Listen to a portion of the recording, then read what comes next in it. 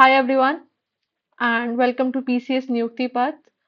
सो BPSC ADO को लेके मतलब there's hardly 3 or 4 months left and अभी इस ये जो एग्जाम है ये कभी भी मतलब बिहार ने कंडक्ट नहीं करवाया। This is for the very first time कि एडीओ का एग्जाम होने वाला है and that too BPSC conduct करवा रहा है। सारी चीजें इसकी फ्रेश डिसाइड हुई है, सिलेबस हो और जो भी हो। तो इससे रिलेटेड कोई भी प्रीवियस ईयर क्वेश्चन या कोई आइडिया नहीं है किसी को भी कि किस टाइप का क्वेश्चन आएगा, किस लेवल का क्वेश्चन रहेगा, सारी चीजें। अब अगर हम बात करें पर बीपीएससी की, तो हम बीपीएससी को तो जानते हैं, बीपीएससी एक पेपर को कंडक्ट नहीं करवाता है, बीपीएससी मल्टीपल पेपर्स को कंडक्ट करवाता है। तो अगर आप थोड़ा सा आर एन डी, थोड़ा सा रिसर्च करेंगे तो आपको बहुत सारी चीजें ना समझ आ जाती है।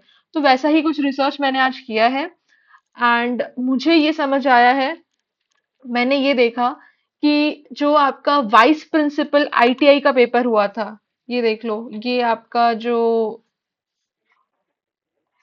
एडवर्टाइजमेंट है 40/2025 इसी साल निकला था, वाइस प्रिंसिपल आईटीआई का। ठीक है, इसमें 50 सीट थे और ये जो 50 सीट थे इस पे जो एग्जाम हुआ था इसमें आपका एक पेपर होता है जो कि होता है आपका जनरल इंजीनियरिंग साइंसेस का। एंड ये जो पेपर होता है इसमें आपके 150 क्वेश्चंस होते हैं। एंड गेस व्हाट, ये पूरा जो एग्जाम है ये इंजीनियर्स के लिए है। ठीक है, ये सारे बीटेक वाले बैठते हैं एंड ऐसा हम कहीं ना कहीं हमारे अंदर मिसकंसेप्शन रहता है कि उनकी मैथ्स अच्छी होती है, उनकी रीजनिंग अच्छी होती है, या फिर it might be true as well. But general engineering science का पेपर था, इसमें 150 क्वेश्चंस थे। 100 क्वेश्चंस जो थे वो आपके जनरल इंजीनियरिंग साइंस से आए थे, ये आप देख सकते हो, 100 अंक के जनरल इंजीनियरिंग साइंस से क्वेश्चंस आए थे एंड 50 क्वेश्चंस जनरल एप्टीट्यूड से था। And what is the real discovery कि जो जनरल एप्टीट्यूड का सिलेबस आपका ये वीपी आईटीआई में दिया गया है, सेम सिलेबस आपका एईडीओ में दिया हुआ है। ठीक है, अगर आप देख सकते हो तो लाइन टू लाइन यहाँ पे मैंने हाईलाइट कर रखा है, लाइन टू लाइन आपका ये वीपी आईटीआई का सिलेबस है, उसके एडवर्टाइजमेंट में दिया हुआ है। आप या तो मैं लिंक डिस्क्रिप्शन में डाल दूंगी, वहां से आप चेक कर सकते हो, ये एडवर्टाइजमेंट दोनों वेरीफाई कर सकते हो, या फिर बीपीएससी की साइट पर आपको ये एडवर्टाइजमेंट मिल जाएगा। ठीक है, एडवर्टाइजमेंट है 40/2025 और आप देख सकते हो जनरल एप्टीट्यूड का सिलेबस जो है as it is line to line same है। ठीक है, इसका इंग्लिश वर्जन ऑफ सिलेबस जो है, अब हमें क्या करना है, इसका जो इंग्लिश वर्जन ऑफ सिलेबस है, जितनी भी चीजें हैं मैथ से रिलेटेड, जनरल एप्टीट्यूड से रिलेटेड, ये हम इस चैनल पे सॉल्व करवाएंगे। ठीक है, और अगर आपको क्वेश्चंस देखने हैं तो we also have the paper, आप पेपर देख सकते हो। सी, ये है आपका पेपर जो हुआ था 28-24 में। अच्छा, ये एग्जाम आपका लास्ट ईयर भी हुआ था। ठीक है, 2024 में, उस टाइम पे भी 70 या 60-70 सीट के लिए हुआ था। ठीक है, और ये एग्जाम इस साल भी हुआ है और इस साल वाले का नाम है 40/2025, ये कोड था इस बार वाले का। ठीक है, और आप इसमें देख सकते हैं, ये हो गए आपके क्वेश्चंस। देखो, ये 1 से स्टार्ट हुआ, this is a technical paper, general engineering science का पेपर है। पार्ट 1 में आपके 100 क्वेश्चंस जो हैं वो जनरल इंजीनियरिंग साइंसेस के हैं एंड इसमें कोई नेगेटिव मार्किंग भी नहीं है। पर आपको अगर क्वेश्चंस का अंदाजा लगाना है, जैसा कि हम बोल रहे हैं कि बहुत टफ क्वेश्चन भी नहीं पूछेगा, जो मेन काम जो है वो कौन करने वाला है, जीएस होने वाला है।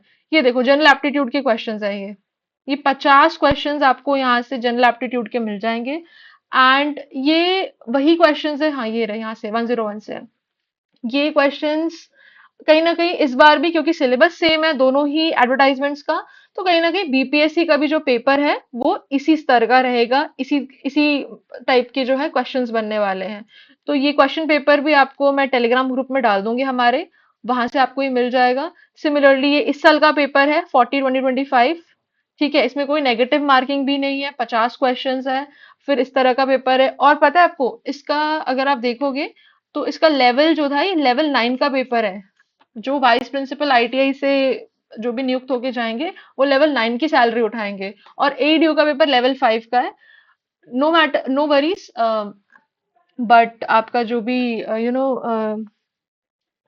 एडीओ का पेपर है लेवल 5 का है, लेवल 9 का है, उससे मैटर नहीं करता। एडीओ में कंपटीशन बहुत होने वाला है। ठीक है, और काफी अगर आसान स्तर के क्वेश्चंस आएंगे तो हमें रेडी रहना है कि हमें अच्छा कंपटीशन देना है ताकि हम इजीली निकल सके। ठीक है, आराम से कट ऑफ क्लियर कर सके। So we have to make sure कि जनरल एप्टीट्यूड हमारा बढ़िया जाए और जीएस पे बढ़िया होल्ड होनी चाहिए, क्योंकि मुझे ऐसा लग रहा है कि जिसका जीएस में तगड़ा होल्ड होगा ना, वही ये वाले कट ऑफ को जो है क्लियर कर पाएंगे, उन्हीं का एडीओ निकलने वाला है। क्योंकि मैथ्स एंड जनरल एप्टीट्यूड जो है, मैथ्स एंड रीजनिंग काफी नॉर्मल लेवल का है, कोई भी नॉर्मल बच्चा दो 1.5-2 महीने की पढ़ाई के साथ इसे सॉल्व कर सकता है। ठीक है, सो मिलते हैं नेक्स्ट वीडियो में। एंड सीरीज अगर आपको देखनी है तो साइंस की सीरीज भी आपको मिल जाएगी चैनल पर, उसकी प्लेलिस्ट बन चुकी है।